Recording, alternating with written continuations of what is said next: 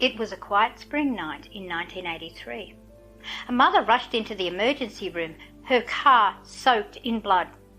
3 children sat inside, each of them shot at close range. She said it was a carjacking, a stranger on a dark road, but none of it was true.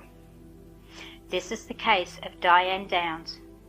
On May 19, 1983, Diane Downs drove up to Mackenzie Willamette Hospital in Springfield, Oregon, with her 3 young children in the back seat.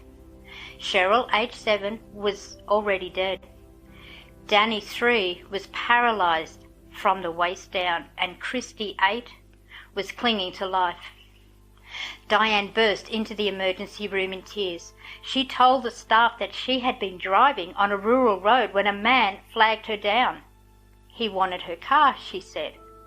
When she refused, he pulled out a gun and shot all 3 of her children before turning the gun on her and shooting her in the arm. Police launched an immediate investigation. The community was horrified. A random attack on children by a stranger? It didn't make sense. And it didn't take long for the story to fall apart. First, there was Diane herself. Her behaviour raised eyebrows from the start. She was calm, too calm. Laughing with hospital staff, flirting with detectives. She seemed more concerned about her car than her children. She gave multiple interviews to the press describing the supposed attacker in vague detail. Bushy hair, shaggy clothes, a threatening presence. But the story kept changing. Then came the physical evidence. There was no gunpowder residue on Diane's hands, no blood spatter where she claimed to have been shot. The wound on her arm was shallow, more like a self-inflicted injury than one made in an attack. The crime scene also raised questions.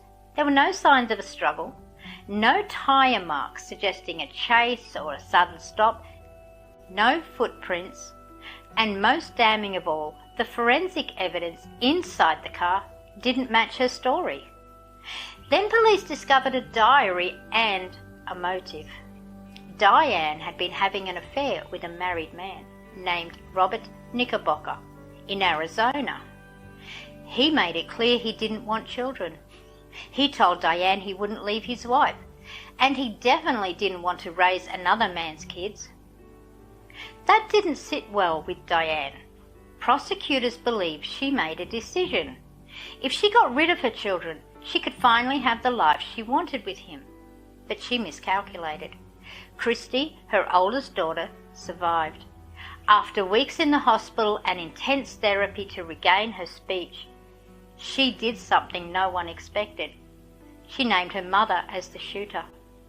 Diane Downs was arrested on February 28, 1984, 9 months after the attack. She was charged with 1 count of murder and 2 counts of attempted murder. Her trial drew national attention. The media couldn't get enough of her. She was cold, strange, eerily detached. She spoke to reporters as if she were the victim. She said she'd never hurt her kids, but the jury didn't believe her. They heard from doctors, detectives, and psychologists who testified that Diane was a narcissist, possibly suffering from borderline personality disorder. They heard the tapes of her interviews, and they heard from Christy, who bravely took the stand and described how her mother had pulled over, turned around, and started shooting in June 1984. Diane was convicted on all charges. She was sentenced to life in prison plus 50 years. But that wasn't the end of the story. While awaiting trial, already in custody, Diane became pregnant. She gave birth to a baby girl, Amy, who was later renamed Rebecca and adopted by another family. Years later, Rebecca learned who her birth mother was. She would go on to share her story publicly, describing the emotional toll of learning the truth and the complicated feelings that followed. In 1987, Diane escaped from prison. She scaled a fence, hid for 10 days, and was eventually found just a few blocks from the prison, staying with another inmate's husband. After that, she was transferred to a higher security facility.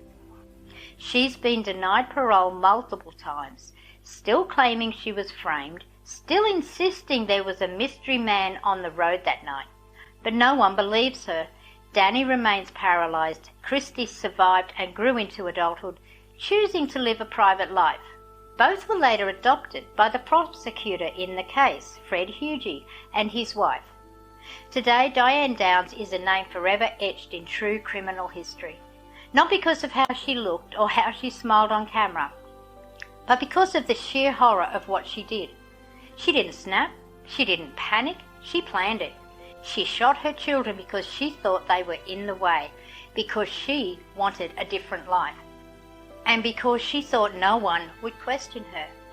But someone did, her own daughter. And because of that, the truth came out. If you suspect a child is in danger, speak up, listen, ask questions, but don't look the other way, because not all monsters live in the dark. Some tuck you in at night, and some wear a mother's smile.